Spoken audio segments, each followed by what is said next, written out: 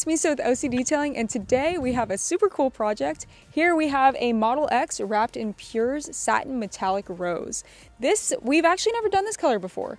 Some of you may remember that we did a Cayenne in Pure's Pink Metallic Bubblegum, which was a little bit brighter, but this is a little bit more of a sheen, a little bit more of a subtle pink, and it came out really, really cool. It's already gotten a lot of compliments just from customers kind of walking in and out of the shop.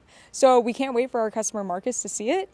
So of course we did our fully custom install, everything tucked and wrapped. These color changes can be really difficult because we have to make sure that we patch everything and we don't want any of that original color showing through. So it takes a lot of time, especially things like the mirrors here, any of the front bumpers, anything where you're going to have a little bit more of an angle, we got to make sure we patch. So really great job for the guys doing this, and we can't wait for him to see it. So of course, full PPF, and then we also did some window tint. We've got 50% on the front windshield, then we did 30% and I believe 40% on the rear.